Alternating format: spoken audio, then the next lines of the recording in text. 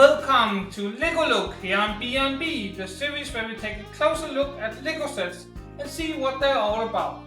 Look at Easter eggs, inspirations and its legacy, and reviewing them in these 4 categories: design, innovation, playability and legacy. Before we start looking closer at this set, why not take the time to leave a like on this video, and afterwards leave a comment down on the picture below with what train set was yours when you were a child, and do you still have it? You can also click the subscribe button and stay updated on our videos. We release new ones every Monday.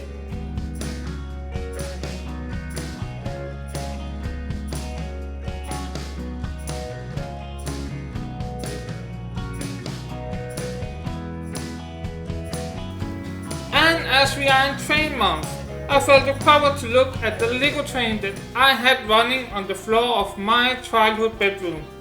I am of course talking about the Load and Hauler Railroad set, number 4563. This was with the Metroliner, the first sets of the 9-volt system. It came out in 1991 and had a price of $120. It was made of 476 pieces and came with 3 minifigures. It was a goods train with 3 wagons and some accessories. As a child I have wished that I've gotten the Metroliner, but in retrospective I am actually glad that it was this one I got. The red locomotive is modeled after the classic hauler train, with a big motor out front and a driving cab close to the wagons, like on the old steam engines. There is a white line running through the locomotive, with the nice detail of the logo on the door being red on the white line, and on the front it is right inside the red bricks. There is ladders up onto the train and doors into the engine compartment. After the locomotive we have 3 cars. The first one is a blue flatbed wagon with low sides, where one of the doors has been turned around to make room for the logo inside. Also there is a place inside the wagon where you can place a 4x8 container. The next wagon is a yellow flatbed, but this time the side is spikes. But else it is built in much the same way as the blue flatbed wagon. The last one is a red boxed wagon with sliding doors and the same grey roof that is on top of the locomotive. Other details that is also running through the set is the handlebars for the minifigures to hold onto. There is also a forklift truck, and this is a nice take on a closed model. And it is clear to see that this one is gas powered by the grey canisters that is on the back.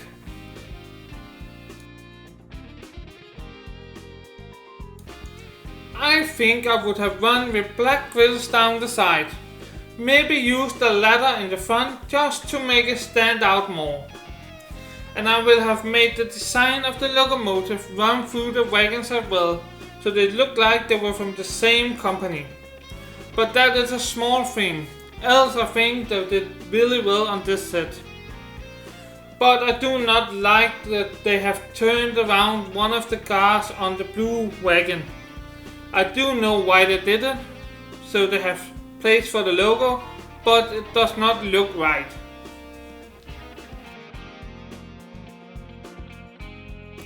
As this is one of the first set of the 9-volt system, it is natural that a lot of work has been put into making a new made for the train to move instead of the old 4.5 volt system that needed a battery box. And that limits what can be done with the design. There is also a 12 volt system with a third rail, but that did not work as well with the newer electrical parts like the light and sound system. The new main motor is much like the old 12 volt system. But instead of having skids under the locomotive, you picked up the power in the wheels. The tracks was very different from the ones that came out in the 60s. The old tracks were single parts that you locked down to a single 8x2 piece.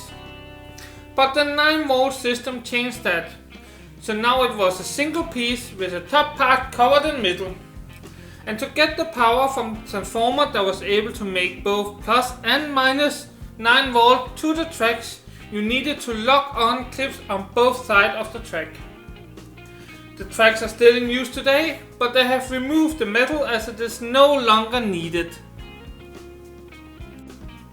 By making it run on the 9 volts, it got compatible with the other parts from the Technic set and the light and sound system, and thereby following the LEGO idea of bricks needing to fit the system.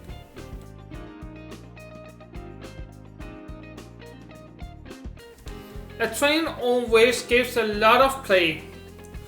But can you remember that I in the start of the video said I was glad I got this one and not the Metroliner? The reason is playability. There's just more wagons that can be collected and played with to a cargo train than there is to a passenger one. Besides the standard things like doors to the motor and to the cockpit, there's also the possibilities to change and manipulate with the set. It is not hard to figure out how the pallets are made, and thereby easy to make your own, which gives way more playtime to this set. You also have the forklifts to move around all these pallets, both the ones that came with the set and the ones you have made yourself. And that makes it easy for you to build a whole cargo terminal with almost no problem. And that's just why I love this set so much, as it gives so much playtime. I will maybe have put something into the red wagon. Maybe 4 small boxes filled with a flower or a cup. Else I cannot find anything else that I would have added to this set, as I think it is still holding up. A child may not play as much with it as I did, but I think there are still many hours in this one. And even more if you look on adding more wagons to the set.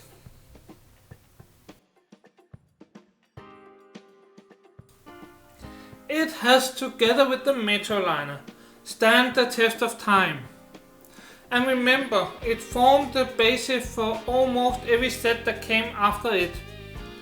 And the system lasted almost 20 years.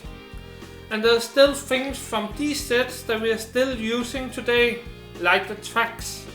They may have lost their metal coating as they are no longer needed to transfer of power to the trains. But you can still lock on the old tracks with the new ones. I do it with my Christmas train. It is still a sought after set, and that makes the prices high. When it was new, back in 1991, it cost around $120. That is approximately $226 today. And a new set in a box will set you back around $400. Even a used, not complete set can cost you $180 and even more. It just shows how much this set is still loved today.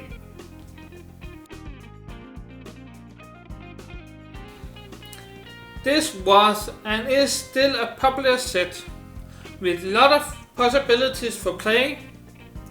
It also part of the golden years in the start of the 90s that changed the way that LEGO produced and sold trains for the years to come.